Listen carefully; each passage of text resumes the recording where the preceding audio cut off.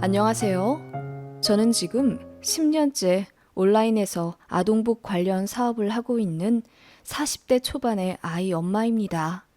초기에 사업 흐름을 유행에 맞게 잘 밀어붙여서 참 감사하게도 돈을 꽤 벌었네요. 잘 될 때는 월 5천만 원도 벌었고 평균 800만 원에서 1,000만 원 사이로 순수익 가져가는 것 같습니다. 전문대 나와 월 170만 원 초반씩 벌던 사회 초년생 때가 생각나요. 그때 남편도 월 수입이 200만 원도 안 될 때였는데 그래도 결혼해 잘 살아보겠다고 살림 합쳐 새 시작했네요. 남편이나 저나 꽤나 흙수저라 양가 도움 없이 둘이 원룸에서 신혼 시작했어요. 저희 친정은 시골에서 농사 짓고 계시고 시댁은 잡화점 장사하십니다. 그냥 자식들 물려줄 재산만 없을 뿐이지 자식들에게 손 내미셔야 하는 상황은 아닙니다. 그래도 제가 돈 좀 벌기 시작하면서 양가에 월 50만 원씩은 꼭 드렸지요. 그런 저에게 친정 부모님은 정말 고마워하셨어요. 대준 것도 없이 결혼했는데 이렇게 승승장구 잘 되었다며 다 큰 저를 기특해 하셨지요. 반면 시댁은 그냥 모든 게 당연하신 것 같으세요. 10만 원을 드릴 때도 50만 원을 드릴 때도 반응이 한결같습니다. 더 안 주냐? 내년엔 더 줘라. 늘 이렇게 말씀하셔서 솔직히 돈 드릴 맛이 안 났어요. 그래서 지금은 안 드리지만요. 남편도 그걸 느끼고 저에게 많이 미안해하고 제 앞에서 시부모님께 며느리한테 좀 살갑게 말하라고 핀잔 줄 때도 많았지만 시부모님은 평생을 여유 없게 살아서인지 매번 그러시더군요. 심지어는 남들은 자식들이 부모 빚 떠안는다더라. 우리는 물려줄 빚이 없으니 얼마나 좋은 일이냐. 매번 감사해 하며 살아라. 라고 말씀하셨는데 그 말 듣자마자 제 남편 얼굴이 새빨개지더라고요. 제가 생각해도 시부모님은 교양도 없고 인성도 별로이십니다.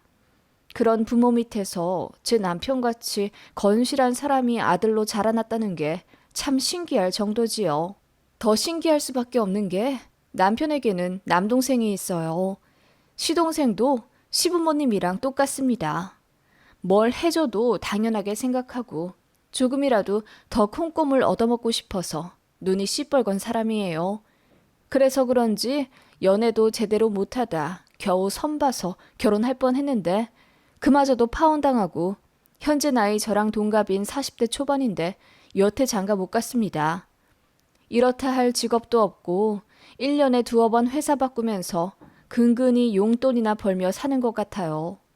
다행히 집은 시부모님이 해주셔서 전세 3,400만 원짜리 원룸에서 살고 있습니다.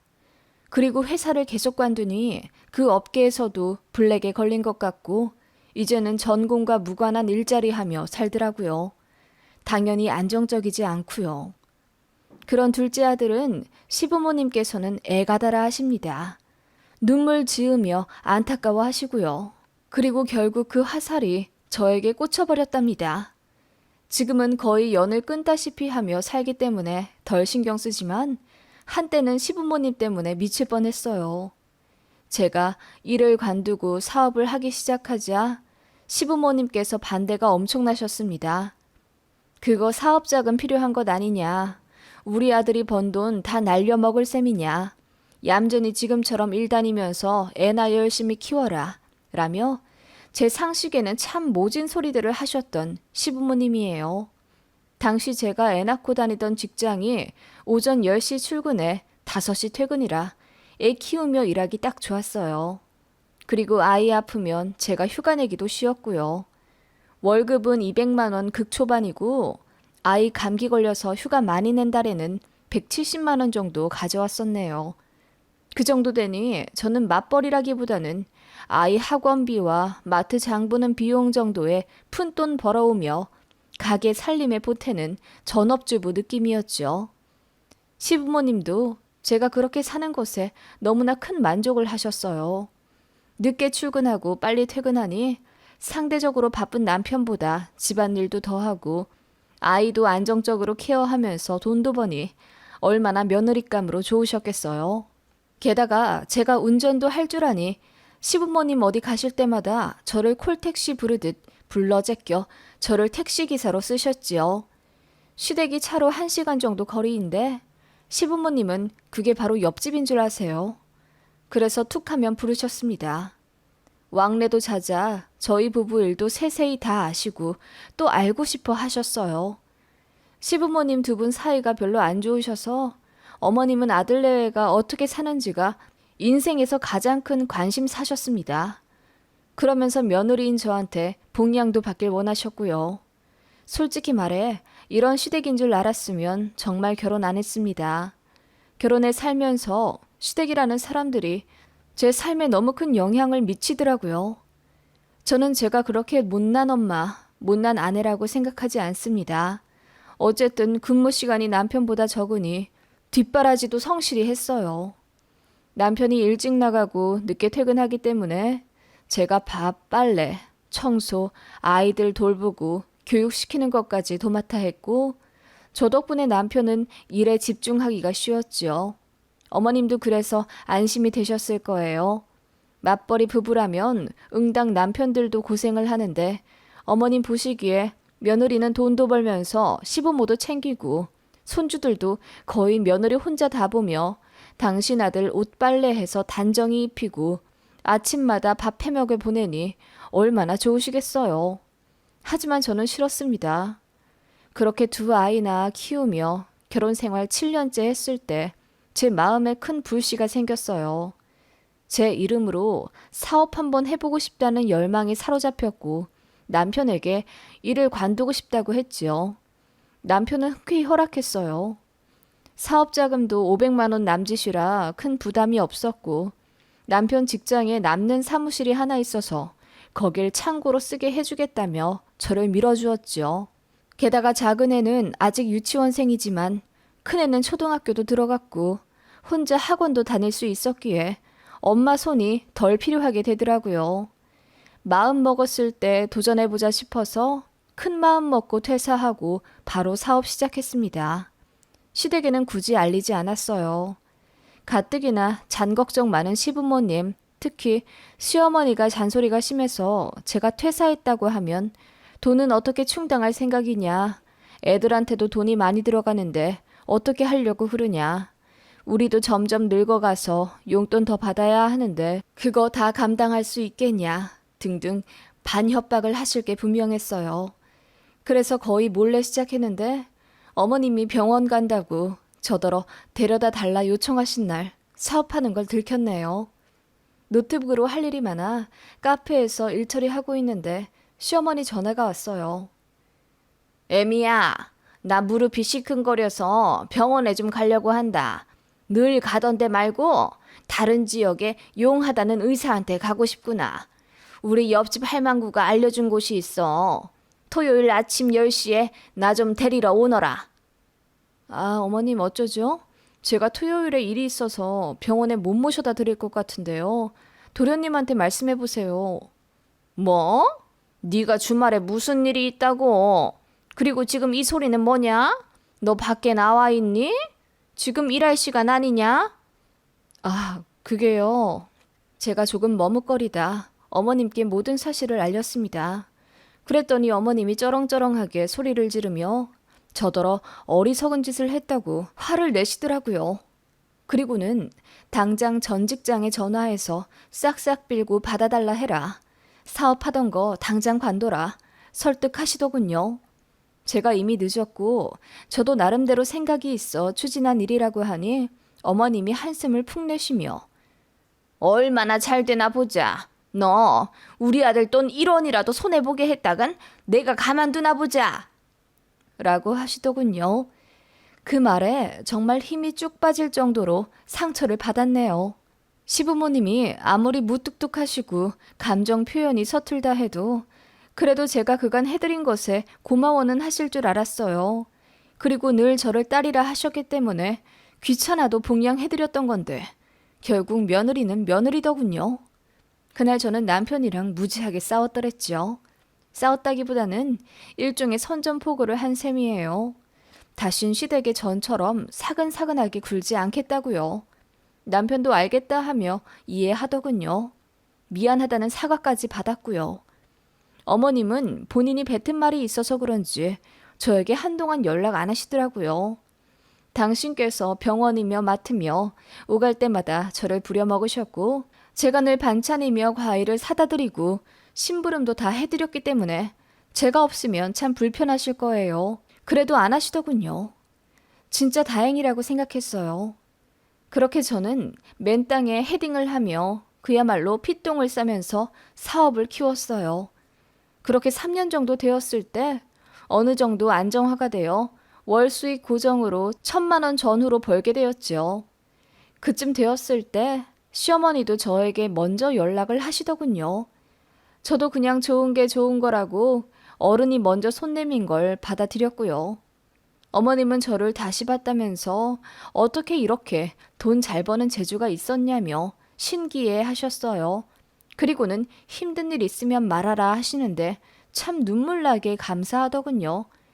저랑 거의 연락 안 했던 3년 동안 어머님도 많이 뉘우치셨구나 생각했어요. 그래서 저도 마음이 누그러지더군요. 그런데 정말 상상도 못할 일이 벌어진 거죠. 양가 용돈 50만 원씩 올려드리자 시어머니가 저에게 전화하셔서는 도대체 얼마를 벌길래 50만 원씩 턱턱 보내주는 거냐? 내년에 집도 이사 간다면서? 아들한테 얘기 다 들었다. 라고 하시더라고요. 저는 시부모님한테는 제가 버는 돈 절대 정확하게 말씀드리기 싫었어요. 사람 나름이라고 시부모님은 계속 바라기만 하실 분들 같았거든요. 그래서 그냥 회사원들보다 조금 더 버는 정도라고 두리뭉술하게 말했더니 나는 너를 딸같이 생각했는데 너는 아직도 내가 남이냐? 너희 부모님한테도 그렇게 얼마 번다고 얘기 안 했니? 어쩜 그렇게 선을 딱딱 긋고 그러니? 내가 너무 서운해서 아주 눈물이 날 지경이다. 라며 화를 내시더군요. 그러더니 자식들 주머니 사정을 알아야 본인이 도와주든 말든 해야 한다며 횡설수설 하시더니 제가 얼마 버는지 꼭 알아야겠답니다. 그즈음 여름 성수기 철이라 매출이 많이 늘어서 5천만 원도 벌 때였어요. 절대 사실 그대로 이야기하기 싫었지요. 그래서 대충 많이 벌면 1,000만 원 정도고 더 궁금해하지 마셔라. 사업이라는 게 원래 잘 될 때가 있으면 못 될 때도 있다. 다음 달엔 얼마 벌지 아무도 모르는 거라고 어머님을 달래드렸습니다. 그런데 어머님은 제가 1,000만 원 이야기한 것에 엄청 놀라신 듯 하더군요. 잘 버니 좋다며 이왕이면 여유 없는 시댁에 돈 조금 더 써달라는 부탁과 함께 끊으셨습니다. 그 얘기 들으니 사실대로 이야기 안 하길 잘했다 싶더군요. 그런데 문제는 예상외의 곳에서 터졌습니다. 어머님이 제 남편에게 애들 엄마가 5월에 세금을 얼마나 냈냐고 물어보셨다더군요. 지금 생각하면 그거 시동생이 코치해준 대로 물어보신 듯 하고요. 제 남편은 아무것도 모르고 사실대로 얼마 냈다고 했고요. 그걸로 제가 얼마 정도 버는지 시동생과 추측을 한 모양입니다. 제가 달에 1,000만 원 훨씬 이상 버는 걸 알게 된 시어머니가 분노에 가득 차 저에게 찾아오셨습니다. 너 1,000만 원 훨씬 넘게 벌지? 우리 작은 아들이 그러는데 한 달에 3천만 원은 넘게 벌 것 같다고 하던데? 그리고는 제가 사실대로 이야기하지 않아 너무 서운하다며 우시더군요. 저는 저대로 열이 받아 어머님, 제 남편에게 세금 떠보듯이 물어봐서 기어코 알아내신 어머님께도 저는 서운한데요. 사실대로 이야기하지 않은 건 저도 나름대로의 이유가 있는 거예요. 라고 했더니 어머님이 아무 말 못하시더군요. 그렇게 포기하시는 줄 알았는데 도련님이 진짜 끈질기더군요. 제 사업체를 뒤에서 조사를 했나 보더군요. 어디서 제 매출 추정액을 뽑아가지고 지 엄마를 드렸더라고요. 거기는 제가 월 5천만 원까지도 찍힌 금액이 있었어요. 시어머니가 그 종이 한 장 달랑달랑 들고 와서는 며느리가 이렇게 능력 있을 줄 몰랐다면서 동네방네 자랑했으니 책임지라 하시더군요. 어쩔 거야. 다들 나보고 부럽다고 하는데 아파트라도 전세로 좀 뽑아줘야겠네. 물론 농담이다. 나는 바라는 거 하나도 없어. 알지? 라고 하는데 어찌나 소름 돋던지요. 그러더니 제 손을 붙잡고 하는 말이 가관이었습니다.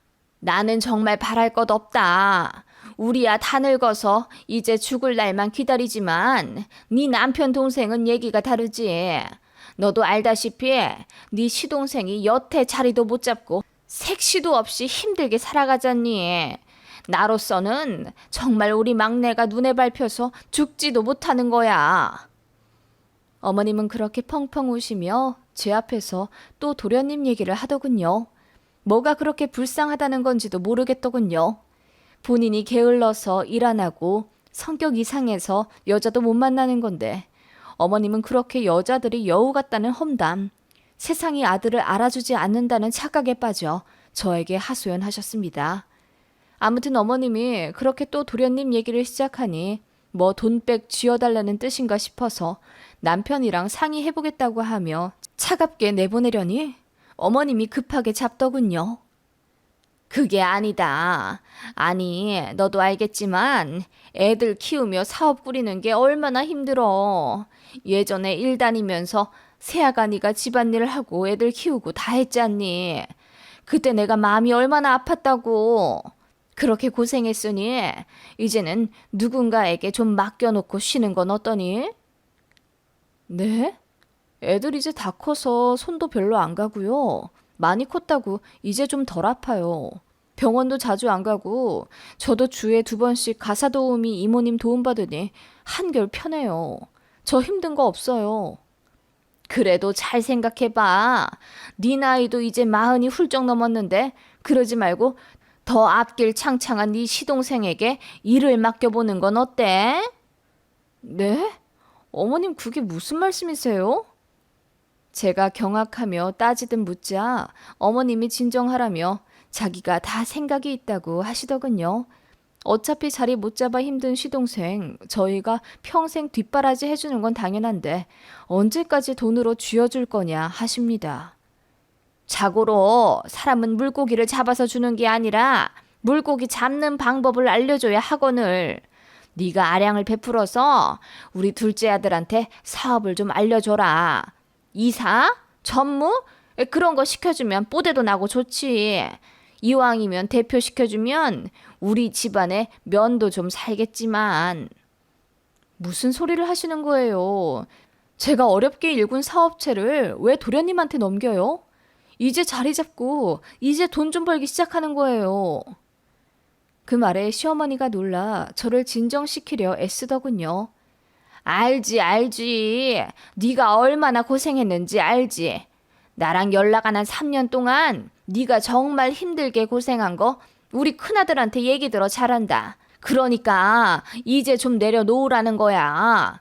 우리 둘째가 자기 적성을 못 찾아서 그렇지 애가 참 똘똘하잖니. 뭐든 시켜만 주면 잘할 거다. 지 형수하던 사업인데 말아먹기야 하겠어?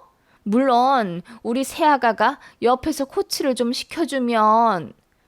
어머님 진짜 무슨 말씀 하시는 거예요? 말이 되는 소리를 하세요.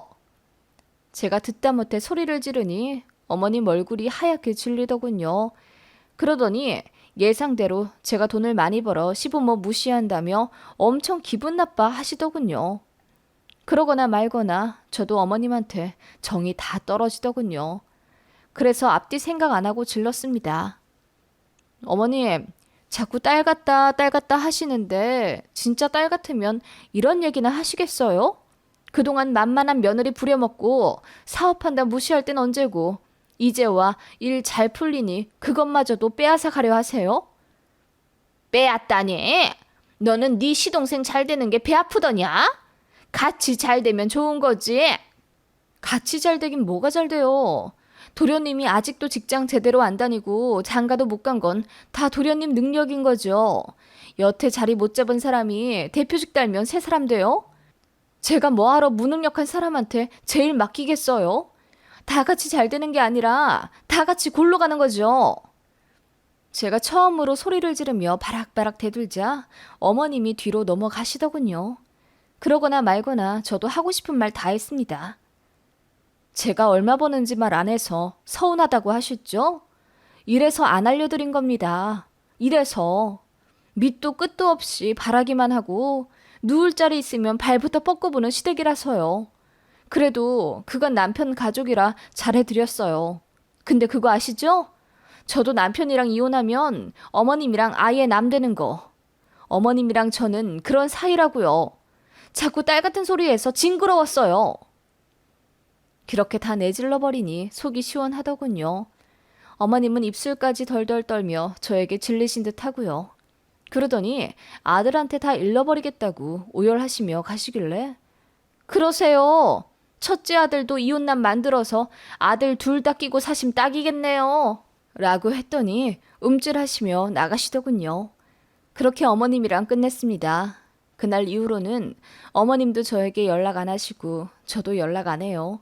남편에게 어머님한테 연락 안 왔냐고 하니 아무것도 모르는 얼굴로 무슨 일이 있냐 하네요. 사업체를 시동생 물려달라 하시길래 쓴소리 한번 했다고 했더니 남편이 얼굴 붉히며 미안하다고만 합니다. 돈도 안 보냈어요. 남편이 알아서 보내든지 말든지 할 겁니다. 전처럼 10만 원으로 줄여 보내는 것 같더라고요. 더 이야기하지 않았어요. 그냥 이대로 잠잠히 흘러가는 지금이 좋을 뿐입니다. 그날 이후로 시댁 관련 일이나 경조사 같은 건 오로지 남편이 다 알아서 하고요. 저는 명절에도 찾아가 뵙지 않습니다. 그냥 이렇게 사는 게 마음 편하고 좋다고 하니 남편도 그러라 하네요. 제가 너무 한 건가요? 얘기 아는 사람들은 다 사이다 같아 속 시원하다고 하긴 하네요.